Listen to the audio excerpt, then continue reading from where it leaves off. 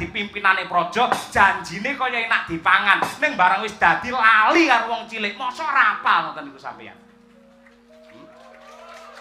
Ngoten niku wong Ngastina. Patrape nista kaya ngoten niku. Wong cilik lagi wae rampung anggene ngrasake panandang mergo akeh lelara yang jalar tumular glandang nyawa mayuta-yuta. Niki uripe sik rekoso, parandene dipeksa.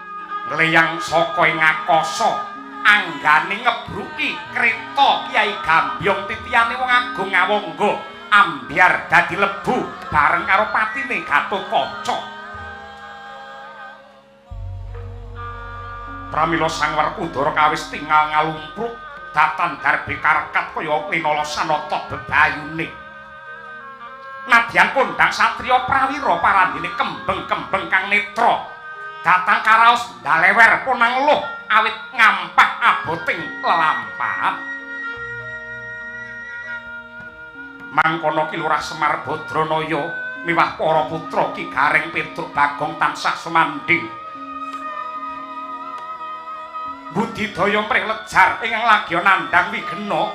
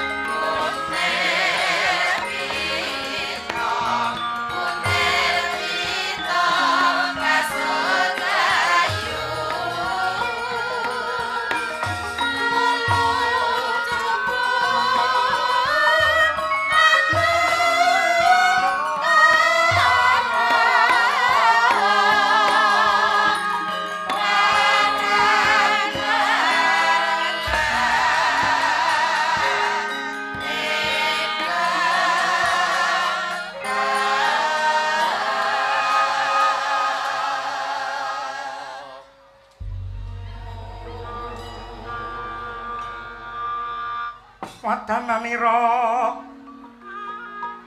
ayu kumok kucam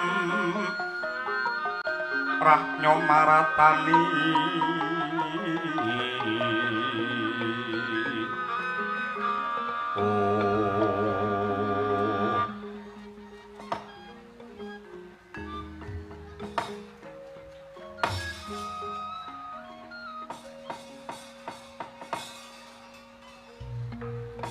Nuwun sewu Ndara Werkudara. Kula mboten maido kaya apa to aboting lelampahan ingkang mangsandang. Kaya apa to rekasane, kaya apa to remuke batin sampeyan rong dina kepungkur sampeyan kelangan anak. Ning ndika niku dudu satriya saudon saurupan ning sampeyan niku pitatane para umat mutiarane para satriya. Mongko sampun cetha pratela bilih Baratayuda menika perang suci. Menapa to sebabipun kok diarani perang suci? Merga mriki menika papane wong manembah lan wong ibadah. Tur apike Bratayuda dumadine peperangan mung ana ing Tegal Kurusetra tok. Tegesipun para kawula ingkang mapan sak njabane Kurusetra niku mboten dadi korban, mboten kesempyok ngaradan merga wengise perang. Perang sing elek niku yen nganti ngorbanke para kawula sing tanpa dosa, mongko lumaku pirang-pirang dina yen perlu pirang-pirang sasi, pirang-pirang taun satemah nuwuhaken pangorbanane wong akeh. Bratayuda niki mung dumadi teng Kurusetra, sing mati sing dadi korban mung prajurit kalih Kusuma bangsa tok, wong cilik mboten dadi korban. Apike Bratayuda teng mriku niku Kados ingkang kula aturaken ing ajeng Tegal Kurusetra menika papan suci, Cok. Nika bergagah minangka kusuma yuda ngrungkepi bebener lan kautaman ngorbanke jiwa raga kanggo nuwuhake adil lan tentrem. Upamane ingkang putra seda utawi pejah wonten madyaning Kurusetra niku padha karo ngibadah matine anakmu ning kene padha karo dipangku karo Gusti Allah. Timawang-wang kunta kumba patang kedhi kang sayang gongkara kadani Rama bat mabit mulat bang halingah lingo mila saking menika Semar menika pana kawan pana weruh kawan kanca kewajiban kula mung eling-eling. Syukur yen sampeyan gugu guneme Semar ewadene menawi sampeyan tansah mringkus, tansah sedih, tansah sungkawa mendelong kang rasa. Sampeyan mboten gatekke gelaring Bratayuda mongko bantenge Pandhawa niku sampeyan. Yen nganti para Pandhawa kasor wonten madyaning peperangan, Pandhawa kasor Kurawa sing unggul tegese angkara murka niki mangki saya nderbala kumindak siya saya dadi wonten lumahing bumi.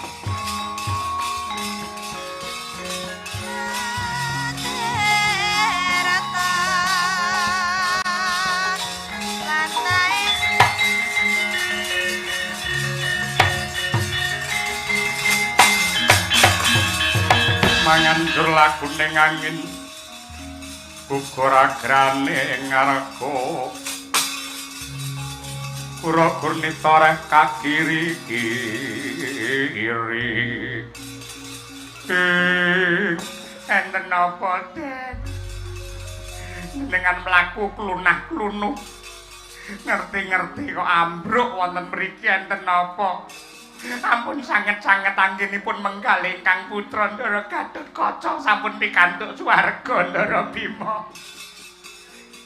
Petro. Nun. Ana gaman sing ditibake ana ing dadaku. Terus satemah dadaku ampek angel tak go ambekan, Tru. Sawangen kenapa dadaku iki, Tru? Nun sewu mang rada jejeg lenggah. Ya ampun. Niki dekok edan. Niki dekok ngesuk mriki mira teng mriki mbejoto ngeten. Layak ampek dadaku, Petru. Lajeng pripun niki? Golekno barang sing ngabot lan atos. Mengko aku dedeken saka mburi men bali mengarep men ora mendelong dadaku ora dekok ngene iki. Jenengan niku wong dudu mobil kok arep dikenteng niku pripun? Wis rasa kakean gunem sing tanpa guna goleka. Barang sing abot. Dedeken aku. Nggih, wis lakon ana wae wis kelangan anak, lala ana bebaya sing kaya ngeten. Kantene niki apa? Kyai Dlunteng Semita. Abot ora awrat nggih niki nggih atos banget niki. Yen ngono kaki. Dedeken saka mburi. Ya anten. Nek kaya arep nglaras gong ae. Dedek kok mburi. Mangke tandane pripun yen rampung wis pas tegese jenengan ambekane wis penak. Watone aku wis gereng tegese wis lereno anggenmu kebuki aku. Nggih. Kang, ada. Wangi ngrungokne lho, Le. Mulai ndara wis gereng, aku kandhanono tegese wis rampung oleh ku ndedhek saka mburi. Oke, siap. Danggake. Nun sewu ngeden.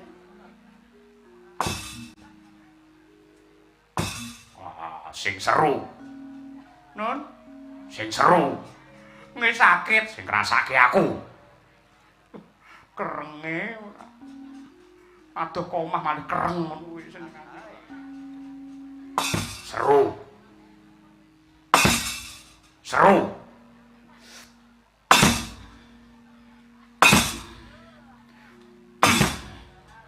Wis Gong, urung. Lah yo krungu to kowe engko, kupingmu basah apa piye?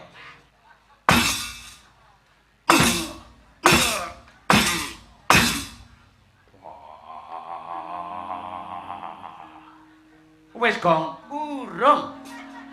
Kandhane urung lah yo krungu to kowe engko kupingmu ora basah sik.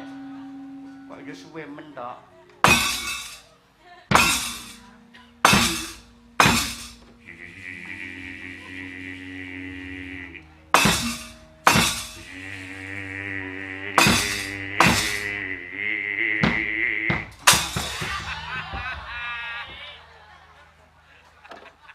Sampeyan ngewone jare ngenteni lek ngereng. Ah wis ngereng aku. Kowe piye to, Gong? Belak mosok ngerti lagi saiki. Aku budhek kan biyen.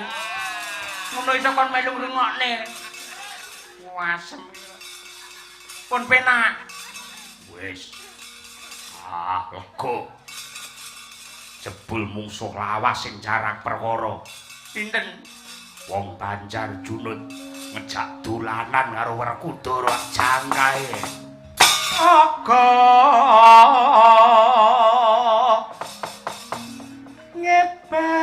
ngebat igeng ngira rikalanira nguni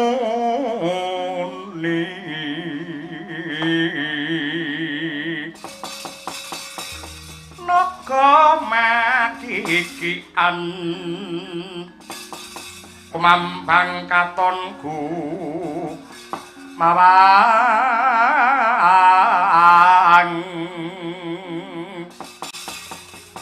wisanyo manampek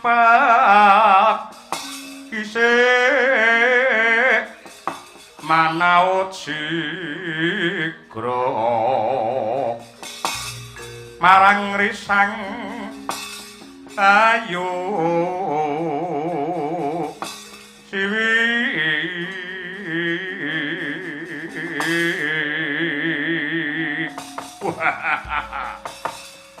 Rayoli binantang mungsuh lawas wong gegleng Werkudara Werkudere. Wah, Kakang Drusasana arepmu apa? Jarak karo kowe le, nantang karo kowe. Iki Bratayuda aja ngawur. Sapa wae sing madheg senopati kudu dikalungi melati rinunci. Wong dadi senopati iki sing baku dudu melati rinunci ning kasantosan jata kaprawirane. Tanpa melati rinunci aku saguh ngokop getihmu le. Yen pancen ra kena pringgake kanthi becik, maju ra udel-udel wadukmu. Giandul ilang nyawamu,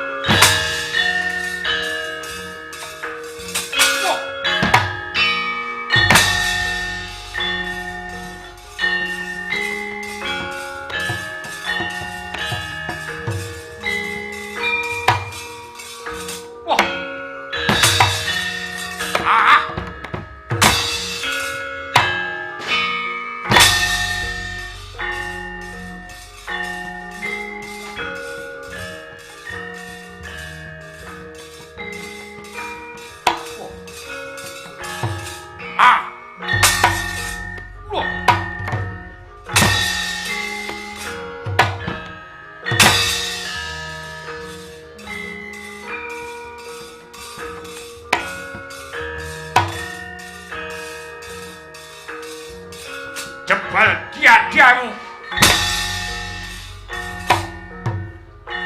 Wah. Ah. Wah.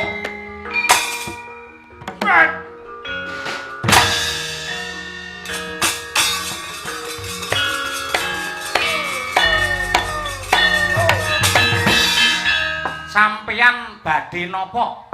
Nyemplung kali ceng-ceng guling. Apa sampeyan kurang gawean? Ya ini njegur kali lho.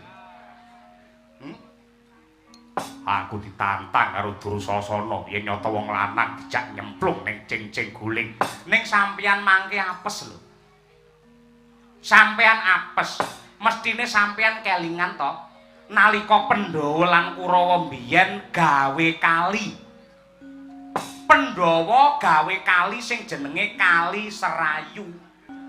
Anggene gawe kali direwangi meres kringet banting raga sarwa ndedonga kelawan Gusti ingkang Maha Kuwasa kocapa bareng dadi kali. Kali kala wau bisa nggawa berkah. Kali Serayu banyune dilekke marang Karang Padesan kena nggih ngelepi tetanduran satemah para kawula kabeh tandurane ijo royo-royo merga dilepi ngangge banyune Kali Serayu.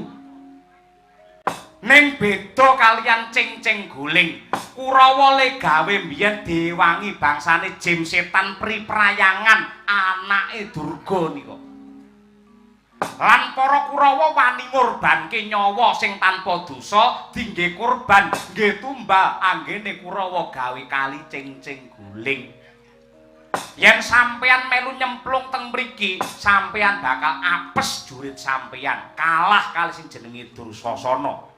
Aku ora wedi, aja ngomong kalah, mati tak wujuti. Yen sampeyan mati senopatine Pandhawa sinten?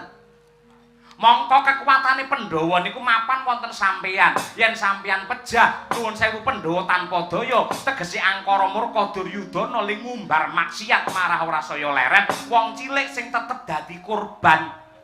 Sampeyan lak ngerti to sipate Duryudana kaling antek-anteke nika. Piye carane meres karo wong cilik, piye carane anggene ngrekasake karo wong cilik. Saben-saben wong Ngastina nyalonke dadi pimpinane praja, janjine kaya enak dipangan. Ning bareng wis dadi lali karo wong cilik, mosok ora apal ngoten niku sampeyan.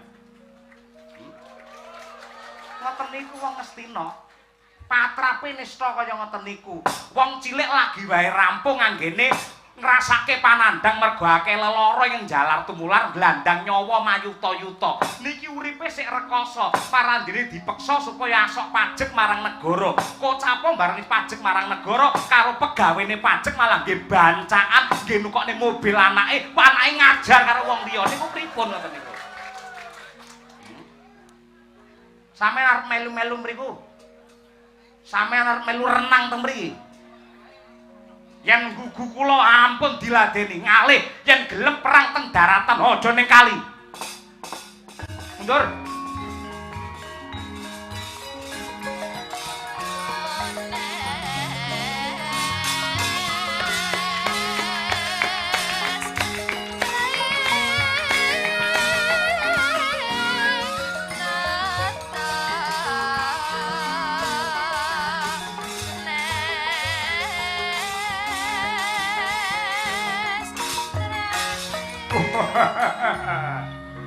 Werkudara wong jireh, Werkudara wong ringkih. Ora wani kowe tak jak gelut ning jero banyu le.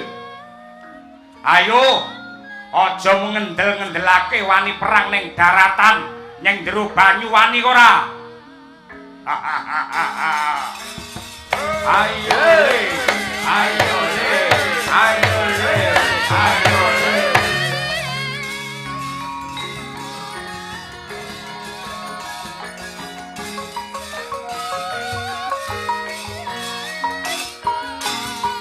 Werkudara, Werkudara, anak Eman Pandu tengeng, ngeng, ngangeng. Innallaha ma'asabirin. Tegese sekali merdeka tetap merdeka. Aja digugu nika pancen memanas ati. Keloke wong sing wis mati. Tengeng ngeng. Werkudara anake wong Tengeng. Kula walesne nggih. Piye? Anake wong Tengeng. Anake wong picek. Anake wong picek. Werkudara anake wong Tengeng, picek. Tengeng picek. Tengeng picek. Picek Tengeng. Wale kono mulak malih kok. Iki goblok ora. Wong Tengeng. Tengeng. Picek cek diamput picek. Matane picek. Tambah-tambahi ora. Pun kula sing maleske, sampean iki piyanji kok. Ngarepe lok-lokan koyo cah cilik ngono. Tengeng. Picek.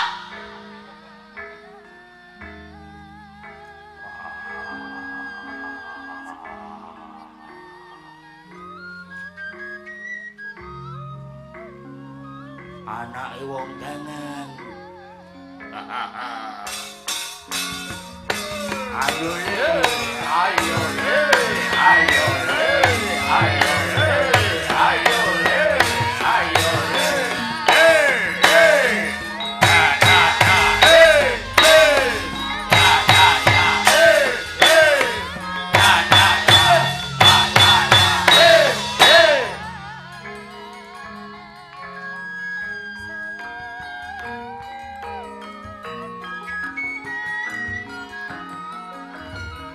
Nyanti kowe le, kluntrung kowe.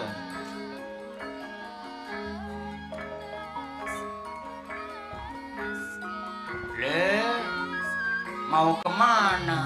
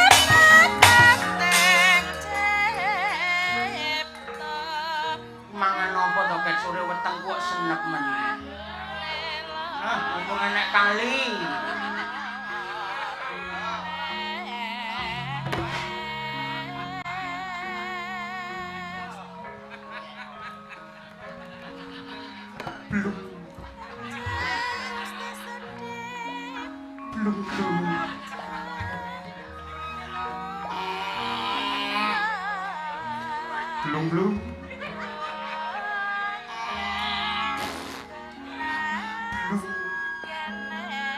Apa kok? Ora nyapu. Ya ampun, sak tremos gedine. Wader bang sisik Lombok. Tapi nek dimpet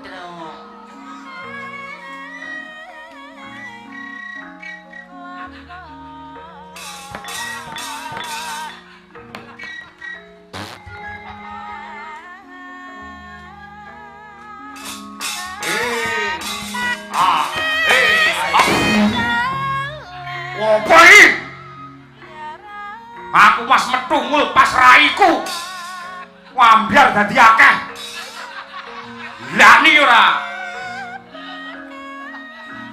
bergizi kowe mas makan itu ucap kacarita kaya mangkono oyak-oyakan kaya cah cilik dolanan bakso dor Sang Bima miwah Sang Drusasana bola bali nyemplung kali denoyak nyemplung kali ucap kali ceng-ceng guling digawe dening para Kurawa mawi cara ngumbar dosa numbalake wong tanpa duwe kaluputan dipateni cemplungke ana madyaning kali ceng-ceng guling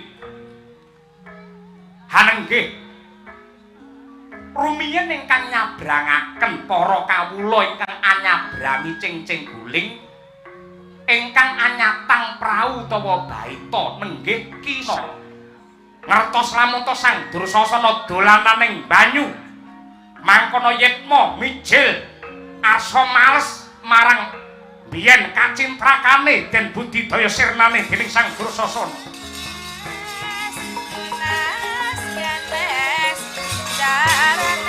Ayo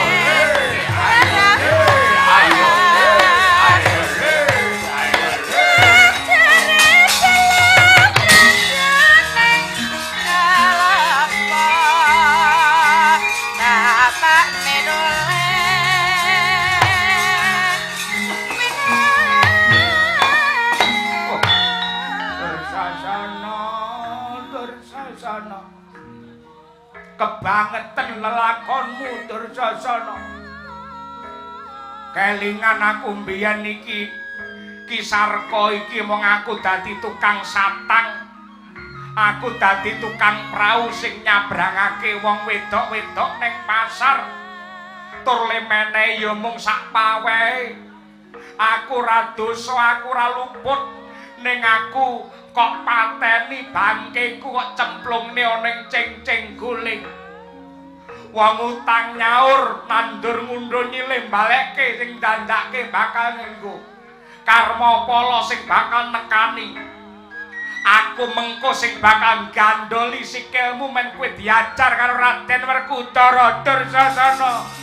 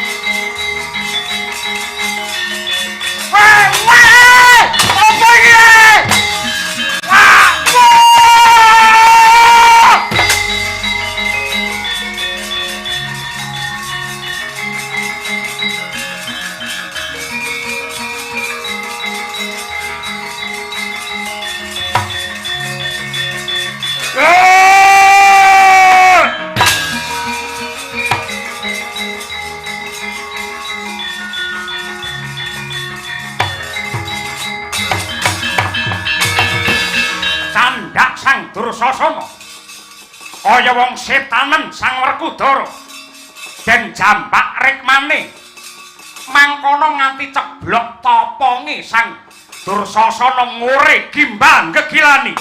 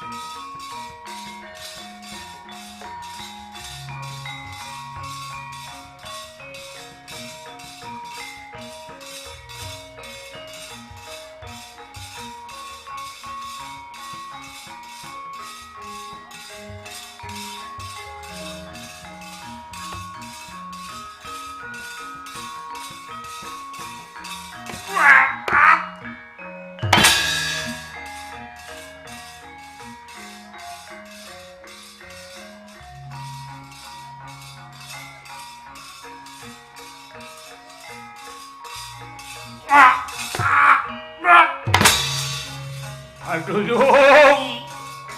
Aduh yung!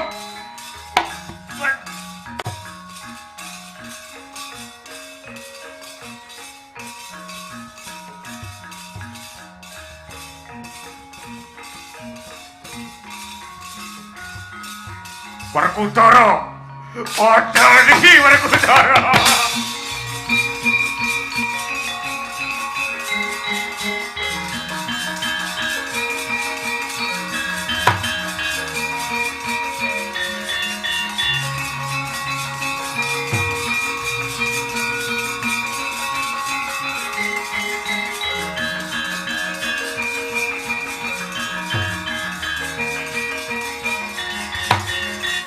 Elingo Yayi Nadyan kaya ngapa lan kepiye Dursasana ki dulurmu tuwa. Iki kakangmu. Aku sing njalukke pangapura awit saka keluputane. Duryudana janji yen kowe gelem nguripi karo Dursasana. Negara Indraprastha ngestina kabeh tak wenehke kowe. Janji Dursasana kok uripi Werkudara. Kapok le. Aku tobat le. Aku aja kok pateni Werkudara. Kadangipun Kakang Yayi Aryasena. Tatanane wong perang kuwi nista-nistane senopati yen wani merjaya mungsuh sing wis ngaku kalah. Mula tetep ana jiwa satriya utama sing tansah nggedhekake rasa asih marang pepadaning urip. Kakangmu Dursasana wis ngaku kalah, ngaku salah lan mertobat. Mula kang mangkono racuten Bramantyamu Werkudara. Luwarana kakangmu mesakake kaya ngono Dimas. Aduh yung le aku tobat le. Werkudara. Mesakno sambate Dursasana kuwi. Aku njaluk ngapura. Kowe tak boyong ning Ngastina dadi ratu. Aku ora gablek bondo donya ora apa-apa watone Dursasana untuk uripi. Werkudara wis yo Di. Wis sing sabar Werkudara. Werkudara sing sabar Werkudara. Werkudara eling wae Werkudara eling Werkudara. Aku kapok le.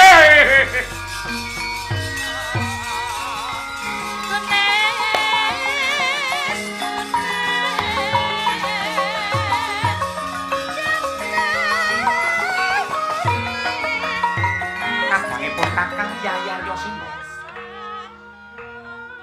Lelakon iki sakwutuhe wis dadi wewenange Siadi. Dursasana arep kok pateni arep nduk wenehi urip sing nemtokake ya mung Yayi Werkudara. Nanging nadyan mangkono mestine Dimas Werkudara isih kelingan Baratayuda iki dadi telung perkara sepisan. Dadi dalan luare madar angka 2 lunase utang dening kang angka 3 ilange angkara murka. Eling-elingen Dimas. Nalika Pandhawa Kurawa mbiyen sesukan dadu, Pandhawa kalah banjur Dursasana jambak rikmane Mbak Yumu Drupadi diseret ana tengahing pesamuan. Nalika semono Dursasana ngremehake derajate wong wadon. Mbak Yumu disikara digawe wirang diudari sandangane satemah disorak karo para Kurawa. Nalika semono Mbak Yumu sumpah Drupadi prasetya ora bakal siram jamas lan gelung rambut yen durung kramas nganggo getihe Dursasana. Yayi Bratasena, kakangmu Dursasana wis tanpa daya lan wis njaluk ngapura. Apik-apike menungsa kuwi yen gelem ngapura karo dosane wong liya, apa meneh kuwi dulurmu tuwa Werkudara. Nadyan wong ngapura karo dosane liyan kuwi apik, nanging kudu weruh marang empan papan. Yen Siadi jiwane Brahmana pancen kudu sugih pangapura, nanging Siadi iki lagi netepi jiwa satriya tama sing kudu njejekake adil lan bebener, jumbuh lawan pranatan hukum praja ingkang gumathok. Satriya ingkang becik kuwi jiwane ya kudu linambaran jiwa Brahmana, ya kuwi sabar lan sugih pangapura Werkudara. Aryasena, yen kabeh keluputan banjur di ngapura, hukum iki ora bakal jejeg. Buktine dina iki akeh para sentana lan pejabat negara sing murka serakah wani nyolong bondo negara. Nadyanta bareng konangan ya dihukum, nanging tetep ora kapok merga paukumane kurang abot. Jajal upama ana pejabat sing wani gaglak bandane rakyat banjur dihukum pati tenan tanpa dinyang, tanpa kena digawe rekodaya. Mesti ora ana sing wani nyolong bondo negara. Tegese hukum kamurkan mesti suda. Tanpa beda. Tanpa beda kelawan lakon iki. Yen Werkudara menehi pangapura karo Dursasana, mesti angkara murka bakal saya ndrbala lan ngombro-ombro. Merga hukume wis ora bisa jejeg. Sing kajibah nindakake hukum atine ora tetek. Tanwurunga wong cilik sing bakal tetep dadi korban. Wis wong cilik kae wis pirang taun le dadi korban. Merga murkane pejabat kaya Dursasana iki. Wis wong cilik omahe ndelik lingguhe dingklik dimari ublik yen geger keculik dhisik digebuki nganti mendelik iki wong cilik. Ora ari nalarmu glejahan pikirmu. Mangsa bara anggen mutusake marang perkara iki. Aku mau ngerti Werkudara iso njejekne adil lan hukum apa ora?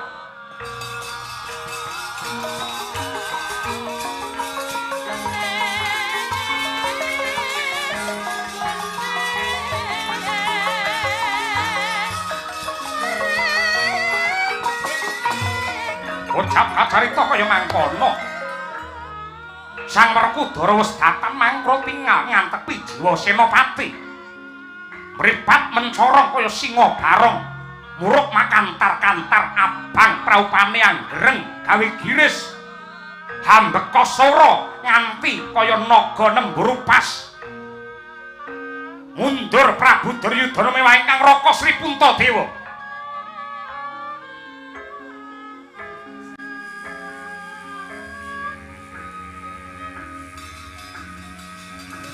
Werkudara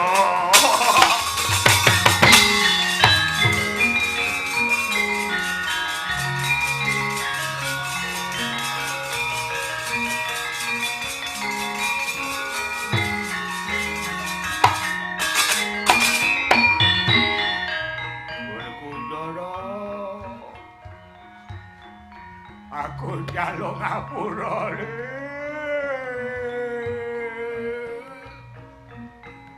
adikku Cak Bagus, aku njaluk ngapura aku arep mbok kapake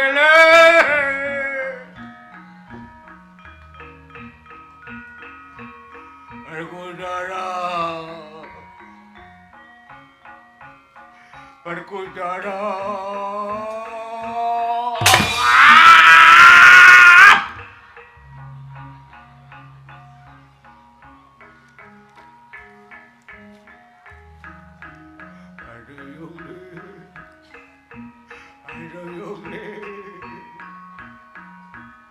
aku kawon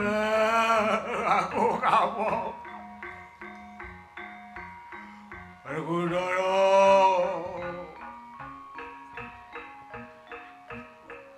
Asale